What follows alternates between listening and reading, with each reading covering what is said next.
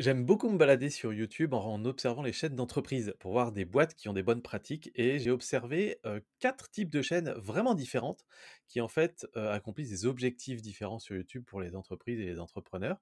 Et donc on va un peu décortiquer ça aujourd'hui. OK, bah, très bien Sylvain, ça me va. Quelle serait pour toi la première stratégie qu'on peut utiliser sur YouTube? Alors c'est une stratégie qu'on croise pas mal et qui est vraiment intéressante si vous voulez faire de la vente. En gros, vous voulez faire entrer du cash rapidement, faites des tutos. Et faites-les sérieusement. Parce qu'en fait, c'est une méthode qui va permettre d'identifier des problèmes chez une cible. Vous allez résoudre ces problèmes, apporter une petite solution simple et efficace. Et ensuite, vous allez pouvoir dire à la personne, à la fin de cette vidéo, ce tuto en général, bah, je peux résoudre votre problème x 10 ou je peux vous apporter 10 fois plus de valeur avec une offre payante. C'est ce qu'utilisent beaucoup les gens qui vont vendre des formations, des coachings, etc. Ce genre de prestations-là. Et c'est diablement efficace, ça marche vachement bien. Et c'est pratique c'est vraiment pour faire rentrer du cash dans une entreprise.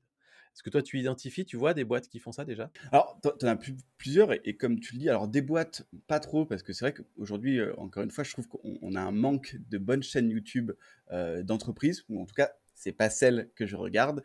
Mais comme tu l'as dit, c'est une stratégie assez facile qui est mise en place par beaucoup d'infopreneurs, hein. On le voit bien, comme tu le dis, bah, il suffit de répondre à des problèmes de sa communauté et bah, de trouver donc, la solution par une vidéo bien faite. Donc ça fonctionne très bien. Par contre, petit bémol, attention d'avoir aussi, moi, ce que j'appellerais un tunnel de vente qui soit prêt. Faire des tutos, si derrière, vous avez pas un bon tunnel de vente, c'est pas mal. C'est pas mal, mais vaut mieux avoir quelque chose d'optimisé en tout cas. Donc ça va aller l'appel à l'action à la fin, la description et tout le reste qui va après, quoi. Donc pour moi, c'est une stratégie qui fonctionne et qui est la plus facile quand on commence une chaîne YouTube. Ça peut faire vite venir des personnes, pas forcément créer une communauté au départ. C'est peut-être un peu plus dur d'avoir une communauté engagée avec des tutos, mais en tout cas pour démarrer, je trouve ça assez puissant, comme tu l'as dit par contre, quand on le fait sérieusement. Mais quand tu dis sérieusement, Sylvain, qu'est-ce que tu entends par sérieux? Bah, parce qu'en fait, le réflexe qu'on peut avoir, généralement, c'est d'identifier le problème et de faire une vidéo qui promet une solution, mais qui finalement ne donnera pas la solution et qui à la fin de la vidéo dira: «Ah, si vous voulez la solution, faut suivre notre programme payant» ou je sais pas quoi. Et ça va être assez rapidement identifié par YouTube qui va comprendre que la vidéo n'apporte pas satisfaction à l'audience avec différents indicateurs et donc du coup, la vidéo ne sera pas mise en avant et ça n'aura pas l'effet escompté, en fait. Donc, il faut pas se retenir. Il faut vraiment donner votre expertise, que vous savez et ayez confiance dans le fait que les gens sauront reconnaître que vous êtes bon, que vous êtes probablement meilleur qu'eux. Ils voudront de toute façon quand même que vous les aidiez à aller encore plus loin. Donc faut pas se retenir, quoi. Ouais. Je trouve que c'est une stratégie qui est, beaucoup utilisée par des entrepreneurs et encore largement sous-utilisée par des entreprises. Je pense par exemple à des boîtes comme, Microsoft ou, Canva ou des boîtes comme ça qui ont des produits qui sont parfois un peu complexes, et qui sont encore au stade de on va proposer des tutos type comment utiliser telle fonctionnalité. Donc ils se concentrent sur leurs produits en disant dans le menu 12, vous avez telle fonctionnalité, on va vous faire un tuto pour l'expliquer, en mode SAV quelque part, sans se mettre dans la peau de leurs clients ou de leurs prospects et sans comprendre pourquoi le prospect a besoin de cette fonctionnalité et commencer la vidéo par là en fait et dire bah, vous galérez parce que vous voulez pas apprendre à faire du montage vidéo, ça tombe bien sur Canva, on a une fonctionnalité super simple pour faire un petit montage qui est largement suffisant pour vos réseaux sociaux. Alors, Voilà. je te coupe un petit peu sur Canva parce que je me suis beaucoup renseigné donc sur cette solution hein, qui est vraiment très pratique, surtout quand on n'a aucune compétence en graphisme. Et en fait, Canva, j'ai remarqué qu'ils utilisent beaucoup des ambassadeurs. Ils développent pas trop leur communication. Par contre, ils font appel vraiment à des personnes, alors surtout du côté américain, comme souvent.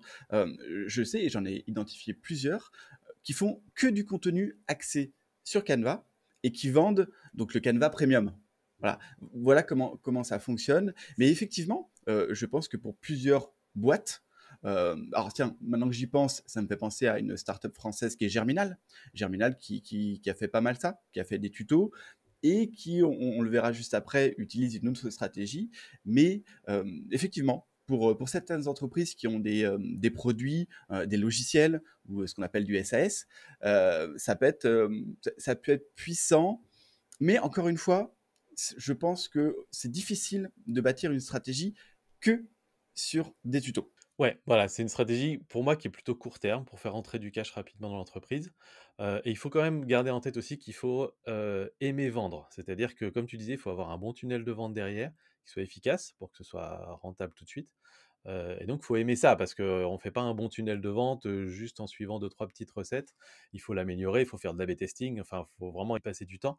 Donc c'est, voilà, c'est pas la solution miracle non plus, quoi. Alors, comme tu le dis, c'est une stratégie qui est court terme, mais qui peut avoir des résultats sur le long terme. Parce qu'une bonne vidéo bien référenciée, avec un bon tuto, qui va au bout des choses, hein, comme tu l'as dit, qui reste pas juste à la surface, qui donne vraiment de bons conseils, et idéalement des conseils qu'on n'entend pas sur tous les autres tutos, ça peut fonctionner quelques années après, hein, 3, 4, 5 ans, une vidéo peut être encore bien positionnée. Par contre, alors moi j'ai eu quelques problèmes, en tout cas j'ai rencontré quelques personnes qui avaient un objectif beaucoup trop important. C'est-à-dire qu'au niveau de la conversion, donc la conversion, c'est le nombre de personnes qui vont voir la vidéo, le nombre de personnes qui vont cliquer sur votre lien et le nombre de personnes qui vont acheter le produit final. Attention de ne pas mettre la barre trop haute. On va dire 99% des personnes vont utiliser votre contenu gratuit pour le faire soi-même et ne vont pas forcément acheter votre solution. Voilà. Attention à ne pas avoir d'objectifs trop importants et irréalisables parce que vous allez vite vous comment être déprimé, pas déprimé, mais relâcher un peu tout ça parce que vous vous dites bon, cette stratégie ne fonctionne pas. C'est une stratégie, je le répète, court terme. Au départ, vous lancez votre chaîne comme ça, mais si c'est bien fait, qui peut vous rapporter gros sur les prochaines années. Ok, bon, je pense qu'on a fait le tour, en tout cas sur cette première stratégie. Est-ce que tu vois une autre stratégie qui fonctionne, en tout cas pour les entreprises ou pour des entrepreneurs, Sylvain? Mais carrément, on en a 4. Alors on va aller voir la deuxième. La deuxième, c'est de se créer une communauté et c'est assez marrant parce que la plupart du temps quand j'ai des clients, je leur demande qu'est-ce qu'ils veulent comme objectif sur leur chaîne, et puis ils vont souvent me dire: «Bah, je veux générer du chiffre d'affaires», et après je leur demande: «Et est-ce que créer une communauté, ça vous intéresse?» Ils vont dire: «Ah oui, c'est plutôt ça qui m'intéresse parce que comme ça me générera du chiffre d'affaires sur le long terme», et je leur dis que c'est pas exactement la même stratégie et on va pas faire les mêmes contenus non plus. J'ai envie de dire, si le marketing de Red Bull, c'est quelque chose qui vous inspire, du coup, c'est simple. Pour moi, vous devez avoir une stratégie de contenu qui est axée autour de la communauté parce que c'est exactement ce que Red Bull a fait depuis le début. Red Bull s'est identifié autour d'une communauté qui est tout ce qui est sport extrême avec un branding très très bien travaillé. En fait, le branding de Red Bull, c'est juste un exemple à suivre pour certains. Et donc, du coup, voilà, avoir une stratégie de contenu basé sur la communauté, ça veut dire qu'on va faire des contenus très ciblés, qui parlent à une niche très précise. Et tant pis si les autres ne se reconnaissent pas là-dedans, mais pour cette niche-là, on va être la référence, on va être la marque qui soutient les sports extrêmes dans le cas de Red Bull, mais on a plein plein d'autres exemples. Et donc dans ce cas-là, on va pas faire les mêmes types de contenus que dans la première situation qu'on a décrite. On va être beaucoup moins sur les tutos, on va être plus sur des concepts type émission. On va faire éventuellement les news de la communauté et de l'activité qu'on veut mettre en avant. On peut faire éventuellement des petits best-of, on va faire du storytelling, on peut faire des lives. Donc on est sur des contenus qui n'ont pas grand-chose à voir finalement avec les tutos ou les 5 conseils pour devenir meilleur en X ou Y. Est-ce que tu as d'autres exemples que Red Bull qui te viennent en tête, toi, par exemple? Alors là, comme ça, tu me prends un peu à dépourvu. Non, j'ai pas d'exemple qui me viennent en tête. En tout cas, sur le marché français, on bon, on le dit assez régulièrement, hein, mais j'ai pas une référence en termes de communauté. Il y en a qui essayent, mais je trouve que c'est encore mal fait parce qu'on reste sur du contenu très, très lisse. Hein, on en a déjà parlé dans plusieurs épisodes. Le branding est vraiment la chose la plus importante pour moi, le positionnement, le branding. Euh, voilà, vous ne plairez pas à tout le monde et vous ne voulez pas plaire à tout le monde en fait. J'en ai quelques-uns du coup des exemples si, je voulais savoir si tu en avais d'autres.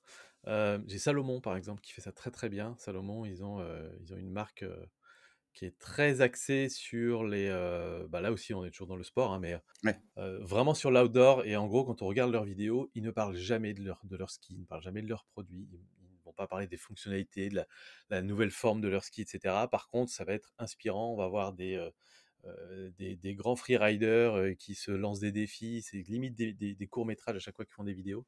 Donc clairement, on a un univers de marque qui est totalement assumé, et Salomon veut être la marque des plus grands, et donc comme on en rêve, on a envie de faire comme eux, donc on va acheter Salomon. Sans même savoir si techniquement ils sont bons, s'ils vont plus vite que les autres skis, on s'en fout, c'est pas ça le propos de la chaîne. Et après, dans des choses un peu plus concrètes, on va dire, il y a la chaîne Brico Dépôt qui fait des choses très intéressantes, et eux, en fait, ils ont mixé cette stratégie de communauté avec du marketing d'influence. Donc marketing d'influence, c'est quand on va aller chercher donc là dans le cadre, dans le cas présent des youtubeurs. Donc on peut faire parler de notre marque sur les chaînes des différents youtubeurs. Ce qu'a fait Brico Dépôt et qui est assez intelligent, c'est qu'ils ont créé des concepts d'émissions façon, Ninja Warrior, mais dans le thème du bricolage. Et ils ont fait venir des gros influenceurs, des gros youtubeurs bricolage, Éric Le Carreleur, enfin voilà, t'as le plombier, enfin t'as tous les corps de métier quasiment. Et ils les ont fait venir pour faire des battles avec tout un concept dans un entrepôt, des trucs comme ça. Et quelque part, en faisant ça, ils se positionnent comme étant une marque qui est dans le même délire que toute la communauté de gens de bricoleurs de YouTube. En fait, on retrouve un peu les gens qu'on suit au quotidien, qu'on voit retaper leur maison, etc. Et on voit Brico Dépôt qui arrive là-dedans et qui discute avec ces gens-là. Et donc forcément, ça les associe directement à ces communautés déjà existantes. Donc quelque part, ça les rend communautaires aussi. Mais est-ce que c'est pas un contenu qui fait un peu peur aux entreprises, aux grandes entreprises? Alors là, tu nous as donné quelques exemples sur le sport, sur le bricolage, mais est-ce que c'est, comment dire? Est-ce que c'est accessible à n'importe quel domaine à ton avis? Honnêtement, je pense que oui. Je pense que c'est assez accessible à n'importe quel domaine, même des domaines B2B, je dirais même limite surtout des domaines B2B, parce que c'est toujours intéressant d'être l'entreprise référence dans son domaine. En fait, pour moi, une chaîne communautaire, ça montre qu'une seule chose, c'est que vous êtes aussi passionné que votre audience, en fait, du sujet. C'est-à-dire que vous êtes tellement passionné que vous voulez repousser un peu les limites, que vous voulez être la chaîne YouTube de référence que tout le monde voudra suivre pour voir les choses les plus extrêmes ou les choses les plus récentes, hein. Les formats news, pour moi, font partie aussi cet aspect communautaire. Vous voulez simplement que la communauté se retrouve autour de votre marque, juste pour partager une passion. Et c'est pour moi une très bonne stratégie long terme. C'est-à-dire qu'à court terme, on va être très rarement dans de la vente directe. Salomon, ils vendent pas une paire de skis à chaque fois qu'ils sortent une vidéo, mais ils vont imprimer une image de marque dans notre esprit pendant très longtemps. Et moi, j'aime bien. Et c'est pour qu'on se souvienne d'eux et qu'on pense à eux quand on pense donc à tout ce qui est équipement de ski. Et effectivement, Salomon, ça reste une marque assez. Ouais, c'est une belle image et ça accroche. Alors, je suis pas un grand fan de ski, ou plutôt, je n'en fais pas assez. Mais si je devais en citer une, bah, c'est vrai que je citerais celle-là. Ok, d'accord. Alors, moi, ce qui me fait peur avec ce genre de stratégie, c'est qu'il faut trouver la bonne personne dans l'entreprise qui décide un peu d'y aller et de prendre des risques. Parce que, comme tu l'as dit, ça reste une stratégie sur le court terme qui va pas forcément avoir de beaux résultats. Je pense Salomon, même Red Bull, ils ont mis quand même des années à développer cette communauté, à développer ces chaînes YouTube. Et elles avaient, comme tu dis, elles avaient un positionnement très, très marqué, très fort au départ. Est-ce qu'une jeune entreprise, comment dire, c'est une stratégie par laquelle il faut commencer? S'il y a pas de besoin de rentrée d'argent rapide, s'il y a pas besoin de rentabiliser tout de suite les efforts qu'on va faire autour d'une chaîne YouTube, j'ai envie de dire oui. Donc quelque part pour une jeune entreprise qui est souvent un peu sous tension, financièrement parlant, à moins que ce soit une entreprise qui soit créée par quelqu'un qui était déjà actif dans la communauté, ça arrive, hein, parfois. Quelqu'un qui va être super actif, Oui. dans une communauté web, je sais pas moi, par exemple de randonnée, qui se dit: «Je vais lancer ma boîte dans le milieu», comme la personne s'est fait connaître par la communauté, c'est logique, ça en découle directement. Mais après, pour la plupart, c'est pas forcément la meilleure stratégie court terme parce qu'on va investir beaucoup de temps et on mise sur le long terme. Donc c'est pour ça que c'est plutôt intéressant pour des plus grosses boîtes. C'est des propositions que j'avais faites. On avait travaillé avec Enedis, par exemple, sur une stratégie de ce type-là. Et pour les grosses boîtes, dans ce cas-là, considérez que ce ne sera pas votre chaîne YouTube principale. Ce sera une chaîne YouTube parmi toutes vos chaînes YouTube. Ça va parler d'une partie de votre communauté. Avec Enedis, on avait développé une chaîne sur les risques électriques. Et donc, on avait été chercher quelqu'un dans la boîte, et tu fais bien de le souligner, quelqu'un qui était passionné de tous les sujets électricité, justement, qui avait envie de pousser le truc un petit peu loin. On avait été faire des expériences avec des bobines Tesla, des éclairs, des trucs géniaux. On mettait des objets en dessous des éclairs et on voyait comment ça réagissait. Et ça permettait de faire de la sensibilisation au risque électrique, qui est une des missions d'Enedis, hein, qui doit faire attention quand ils ont la gestion de toutes les lignes à haute tension et compagnie. Et donc, pour le coup, le but était de développer une communauté autour de la passion de l'électricité, entre guillemets. Euh, et pour ça, il faut effectivement trouver la bonne personne en interne. Mais en général, quand on parle avec les décisionnaires, sur le moment, ils vont dire: «Je vois vraiment pas qui ça pourrait être» et puis après, ils reviennent 3 jours après en disant: «Ah si, je sais, là, il y a un gars, il arrête pas de nous en parler et puis il aime bien faire un peu de vidéo» et cetera et là, en général, on a une bonne voie pour démarrer. Non, bien sûr, je pense alors c'est une stratégie à faire, sur le long terme. Ne vous prenez pas trop la tête au départ. Essayez plusieurs concepts qui puissent ramener des personnes dans cette communauté et qui vous plaisent, en tout cas à vous ou à la personne qui crée ce format.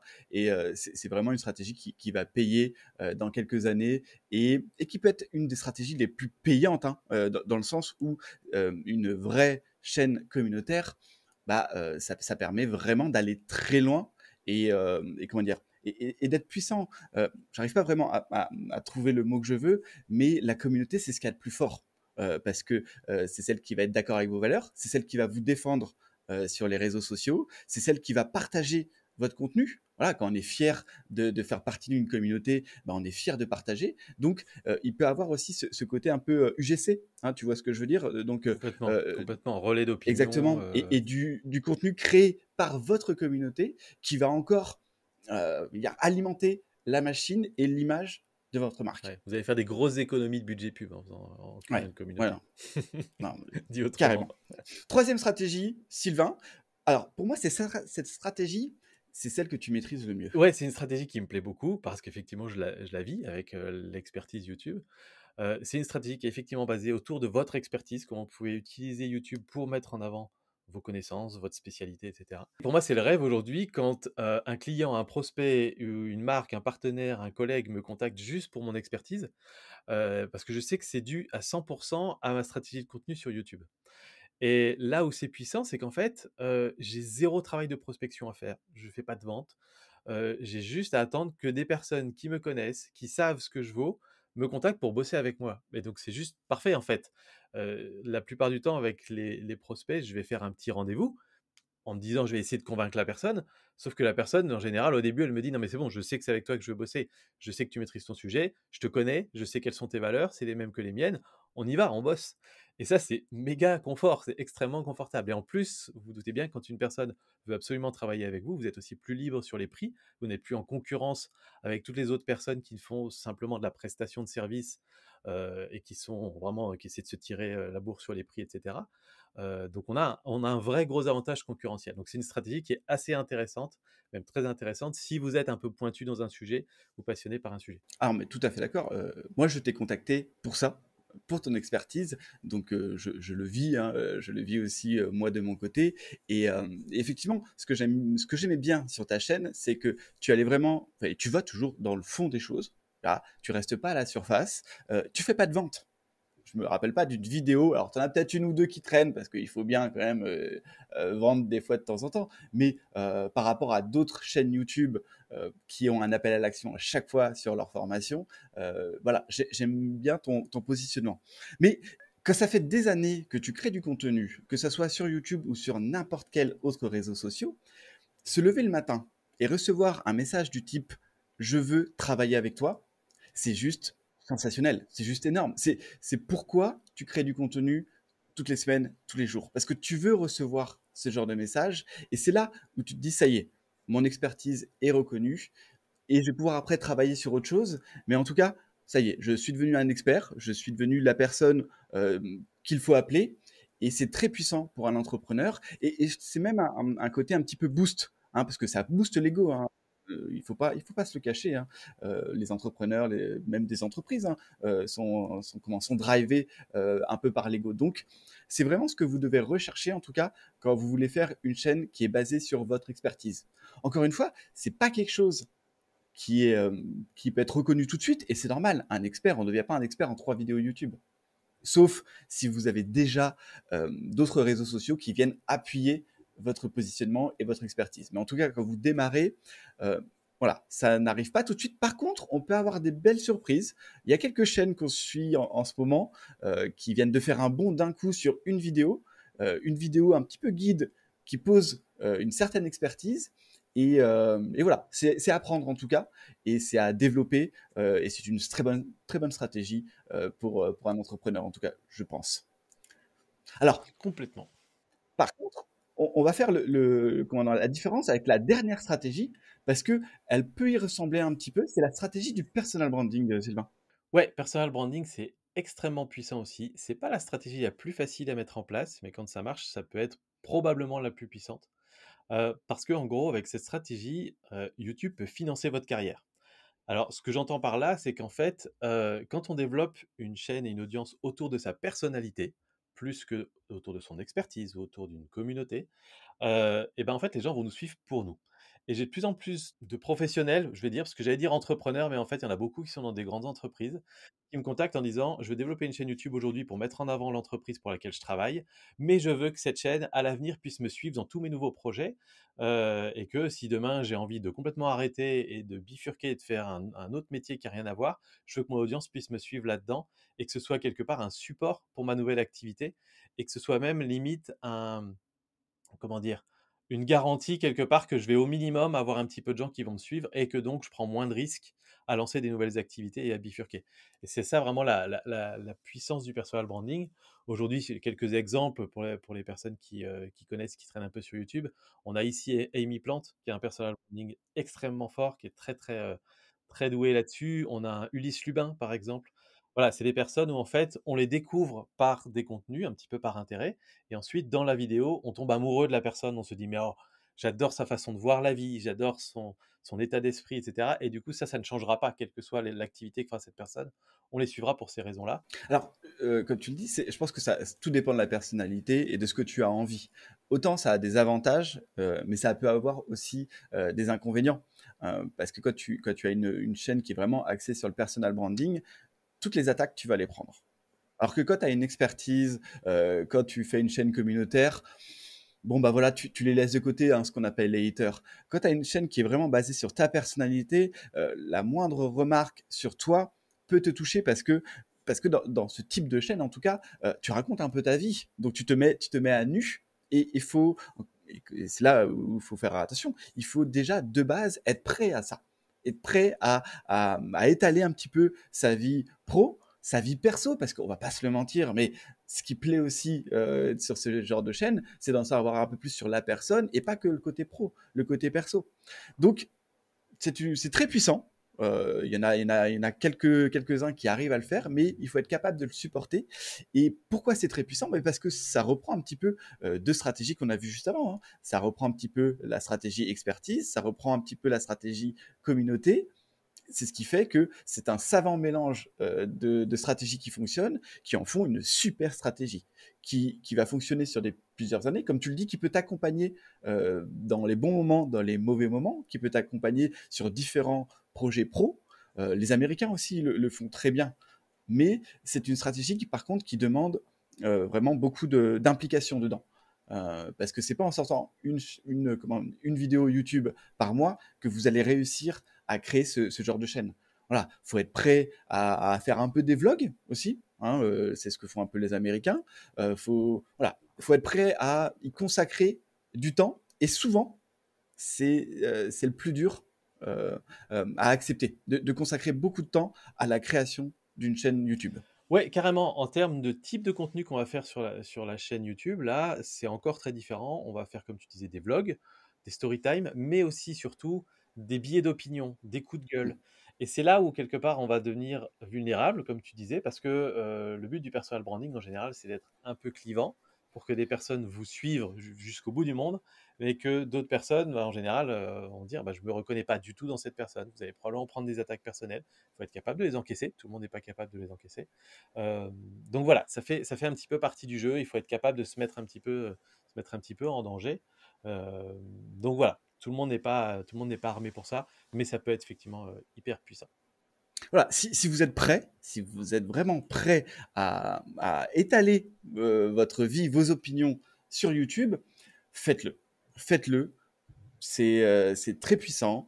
Sur le long terme, je pense que c'est ce qui rapporte le plus. Parce que, et ce qui vous offre aussi, comment dire, ce qui vous ouvre plusieurs portes, hein. Une chaîne comme ça peut vous aider sur de partenariats, ça peut vous aider à créer une boîte, à monter un projet, ça peut vous aider comment dire, à intégrer des grandes boîtes qui vont vous remarquer.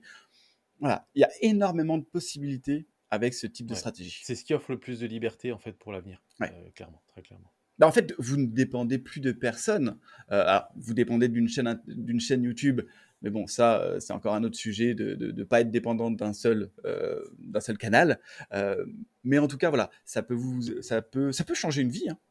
Voilà, en tout cas, on espère que ces 4 types de chaînes YouTube vous aideront à y voir un peu plus clair, et surtout garder en tête que c'est déjà pas mal de se dire qu'on va se cantonner à un objectif, soit, expertise, personal branding, vente ou communauté, et en fait, vaut mieux s'en choisir un principal et essayer de créer du contenu dans cette direction-là.